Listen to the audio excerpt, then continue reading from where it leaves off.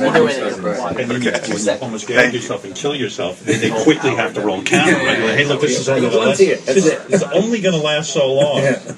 But so then the agent says to you, hey, why don't you go in on this movie? You know, they're filming some movie called Twilight and vampires and stuff.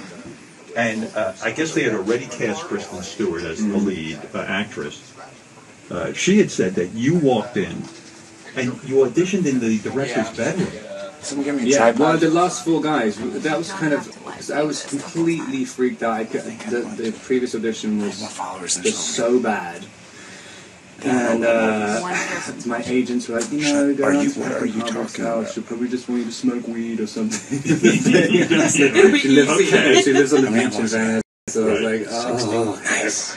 Yeah. And you go around and I guess they'd been auditioning 3 other guys before, and the entire day had just been on the director's bed. It was like literally the only time I've ever been off the class right now. It's really, it's true. Shlomi's not on Stern. It must have been weird for you. But he is Stern. It's unprofessional to be in somebody's bedroom. It was kind of weird, but Catherine's like she's sort of, she's kind of gooky, hippie kind of person, so it was like, it felt relatively normal-ish. Did it relax you, in a sense, to be in, like, her bedroom, like, just kind of hanging out on a bed? No, I mean, to be honest, that I had freaked out so much about the previous audition that just before I was leaving, I said to my agent, like, I don't know what to do, I'm going to mess this up. And she's like, well, why don't you just like, take the hospital? Oh my God. And like, I'd never taken a Valium before, ever in my life. That is so risky to do. So risky. I didn't even know what it was. And my agent told me, right, that's some agent. That was good advice.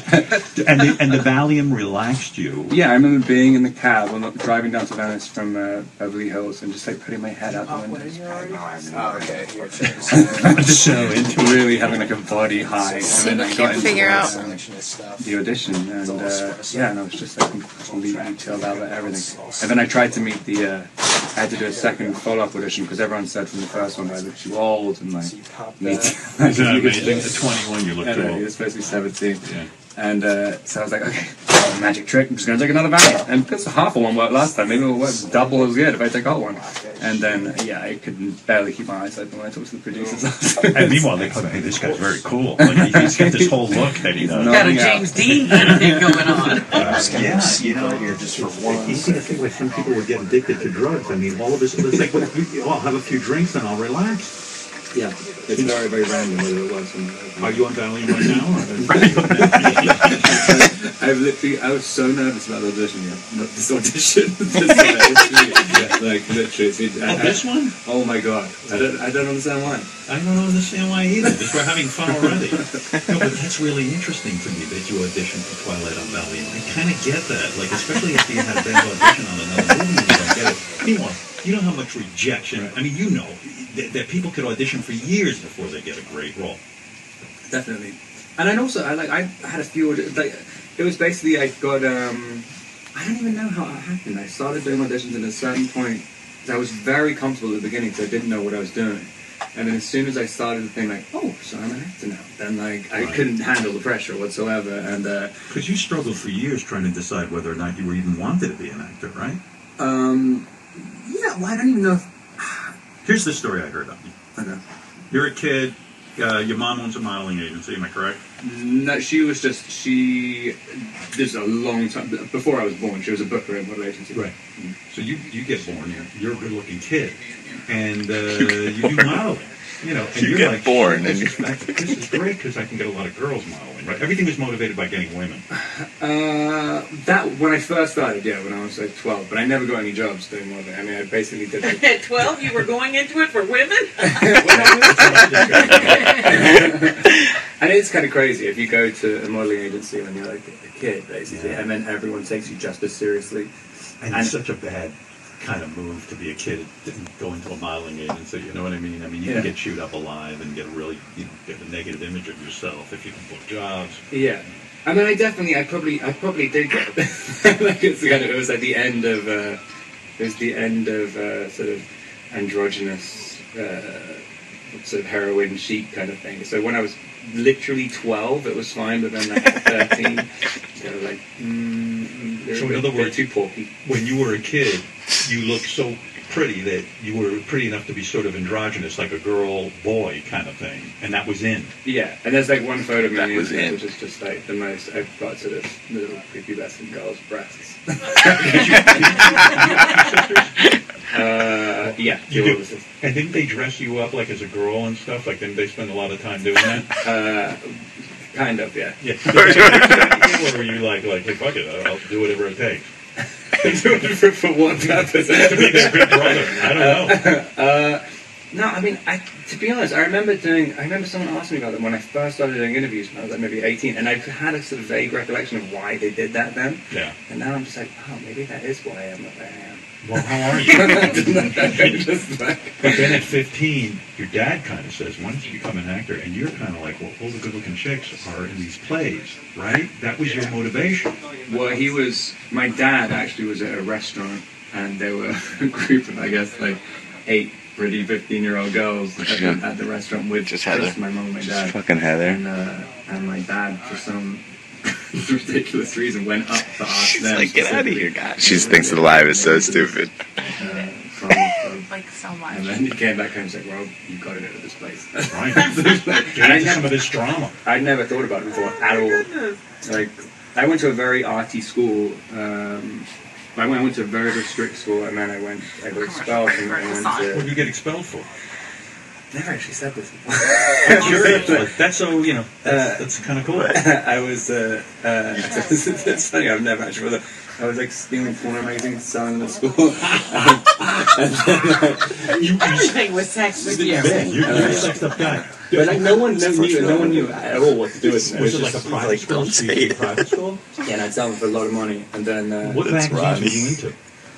I was everything. I mean, when I got caught for it, was when I What's up, Ronnie? because I used to go Hey, Ronzo. and like take like 1 or 2 and then put them in the Fat bag. But I was in my Rob school uniform. Hart. It was kind of risky, and then What a great business. but then at the end I got so cocky that I would take the entire rack. And you got caught? And I got caught in the guy. You got caught stealing the magazines, or you got caught distributing them and selling? I got caught stealing first of all, and then I was so cocky about it when I remember the guy who worked in the store shouting, like, "Hey!" And my 2 friends ran off. Great. And I turned around and I'm like, "What?" And, I walked back up to him, and the zip I hadn't zipped up my bag. And it was the post office as well, this place. And This is like your new movie. You're like the worst criminal in that new movie. I was shocked how bad a criminal you were. You were a bad, shitty criminal back then. So basically, it was like all these old people were getting their pensions in the post office. What a brilliant idea. Yeah, so the old people get their thing. They're all lining up, and this guy's like pulling all these porn magazines. It was when porn used to have like VHS tapes, like in the plastic sheet with it. He's pulling all these things out. And I'm sitting there like absolutely humiliated. All the old people are looking at me disgusted. Did he call the cops? Well, he was saying he wanted to call the cops, and he's like, "Sadly, your parents are the cops." And I was like, "Oh, I could just don't call the cops for my parents." And like, I was trying to make up a lie of where I lived and blah blah blah. Oh yeah, you are a bad criminal. It was terrible. I literally gave maybe a house, like next door neighbor house. But what a nice guy. He gave you a choice at least. Cops or your parents. Yeah, but then he went to the school afterwards, and it was kind of, but basically about a couple of days later, Comments pretty good. everything fell down. Like basically every single one of my friends snitched on me. Like literally across the board. You know, it's so funny. If we had only known each other back then, I used to get so much free porn. I could have supplied you if we had a nice profit built in. Like if you take like a $2 magazine like Penthouse or a Hustler, how much can you resell it for at the school? To a child? Yeah. To a child. I mean, I think that was What's up, Terry? I would sell it for like £20. No kid, which is it's like $30. Oh my God! What a business! What a great Jew you are, Howard. What a kike. My mom was doing something. My dad came to pick me up in school, and he obviously heard this whole story with him. And he used to sell cars, and he worked in a garage, and he was like trying to be of course sort of strict about it. And he took me into his garage, and every single one of the mechanics, and everybody was like, "Hey!" cheering you on. Wow, you're making more profit on this than you do on cars. It's fucking Carrot Head. Oh shit! I'll go back in. Yeah, there you go. No, I like lying and I like stealing things. Wow. And, Did your parents I'm think you ending were going to be this. the biggest loser in Really life? kind of. Is there a certain kind of like being the biggest Piano loser? fall or is down it sort of another like, wow, you see, Josh Shafty. I'm not a fuck up. Was there something you? I was needed to doing prove? research on Yeah. that. I mean, did they think you were just going to turn into like the worst kid? No, because basically after that period, like it kind of. Straighten out. I went to a school where all the kids were way worse than me, so I looked like an angel afterwards. Really, like a juvenile delinquent? Yeah, like everyone was kind of like, like rock stars, kids and stuff. And so it was kind of. What was the first thing you ever stole in your life? Like you started out with something small, or did you go right into the big time, did magazines? No, I used to steal candy almost every single day. I remember those things. Do you remember those little?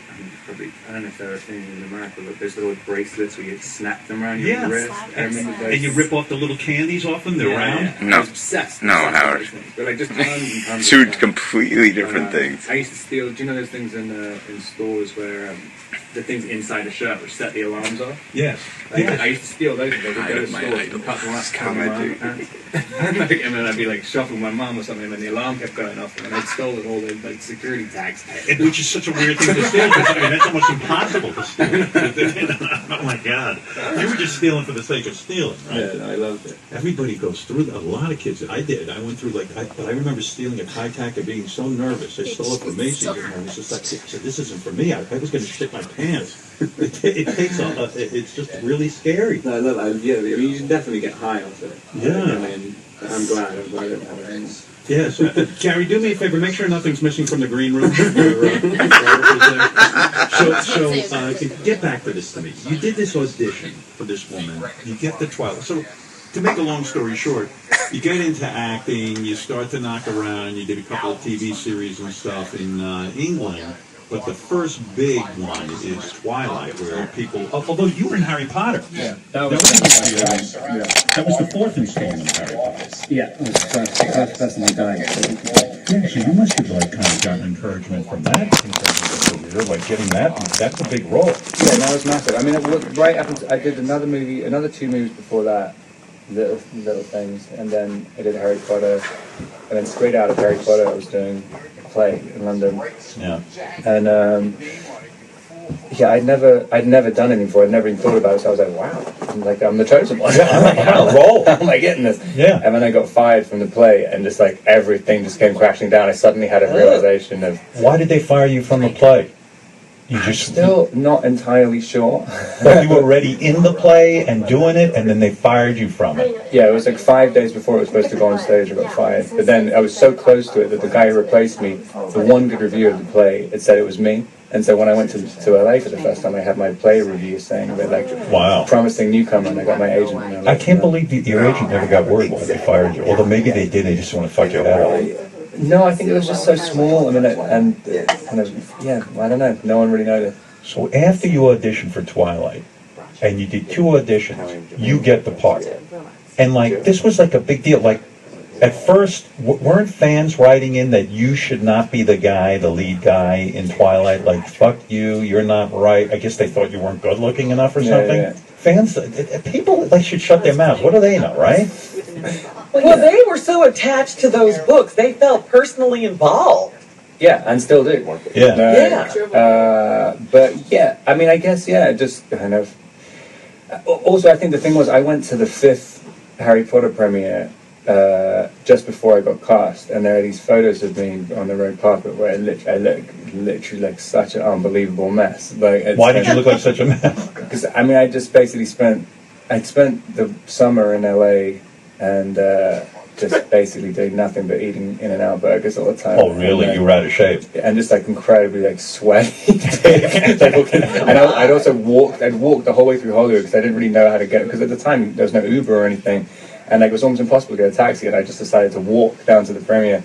And then got down to Graham's Theatre, and there was just thousands. For some reason, I didn't think about it. I thought there was just thousands of people, so I'm kind of having a panic attack sneaking through the crowd. Yeah.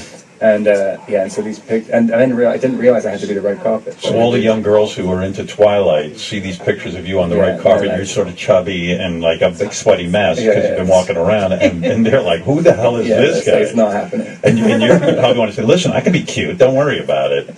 No, but I mean, that's the one thing. There's nothing you can really do about it. I mean, it's kind of. I remember even in the audition, the first audition. The end of the audition, Catherine's like, "Okay, so we're going to need you to take the shirt off." And I was like, "I mean, if that's what it is, then I'm like, I can't. It's just, I should just give up right now because." Well, you know, you're in good shape. Maybe he wasn't in good shape then. No. I mean, just before the Twilight audition, I'd just done this movie where I played young Salvador Dali, and I'd had my entire body waxed because Salvador Dali had no body hair. Had no body hair. But it's like that works if you like work out. But if you're like a pudgy grey person, like, you didn't look ripped. And also I had dyed black hair, which has grown out like 1.5 inches. So I had this kind of It must be so weird when some chick says to you, "Hey, take your shirt off and let me check you out." I mean, you feel like a piece of meat, right? It's crazy. But like you kind of. Did you do it? I didn't. I mean, I got through almost the entire series of Twilight, where like in the books, like it's like, oh, you have to have your shirt off the whole time, and managed to just really not take it. How do you tell the director, I'm not going to do that? Because I took it off, and she told me to put it back on again. Oh, They just did a couple of buttons. On second thought. Oh my God! Okay, that Salvador Dali movie you made—that was pretty intense, right? Didn't you jerk off during that movie? The whole masturbation scene. Yeah, I mean, amongst other kind of crazy stuff. That's also one of those things where at the time I was kind of trying to do. I thought I thought I wasn't going to have a career as an actor. I thought no one was going to see any of this stuff. So it's like, where is my line of like how far I can go with this stuff? But you're kind of method, right? I mean, rather than act like you masturbate, you said, "Well, I'll just masturbate." Yeah, well, I mean, I was very, very close to having a movie where I was actually jacking off, like with my dick out. Right. And then it's really, I mean, I'd like the director on it, but he came up at the beginning, and I was kind of. There's one thing doing that and surprising everybody. Yeah. When someone comes up to you just before and he's like, "Hey man, like, how do you feel about doing it for real?" And you're like, "Well, if you're fucking expecting it, I don't really want to. I don't want to do it when it's kind of. It's not a surprise. It's a weird thing as a young actor because you're sitting there trying to evaluate the situation. You made that movie in Spain, right? You guys ready for a fucking legend? You're sitting there and you don't feel particularly protected, or anyone's looking out for you. And you can fuck up your whole career if you look like an idiot. Yeah, but I mean, also, I've always believed, like, every single time I've done something, pretty much every single time, I really thought it was going to be an important thing. I've somehow convinced myself to do that. I think I needed to in some way. In some way, you need to think, okay, there's something of value in this. I totally get that. It's like, even when I worked at the shittiest radio station, I said, somebody might be listening to this. And maybe I got to put out my best day's performance right now. You know, I got to be something good. But, you know, I often fantasize. I mean, if I could play anything in a movie, I'd want to play a vampire, but of course I couldn't be the good-looking vampire. I'd have to be like Nosferatu, you know? I'd be like, oh. It's a really hard thing to figure out. Like, people take that for granted, but I think playing a vampire, you got to really come in there with some sort of game. And the word on Twilight was, like, you took it so seriously when you got that part that you almost got kicked off that set because you were being a pain in the ass about the character, right? I mean, you got on set and you were like, "Hey, I'm going to fucking treat this seriously." And you went around and made... All right, I'm going to come back when they start talking about a good time. Thoughts about how the character should be. I mean, I just thought, considering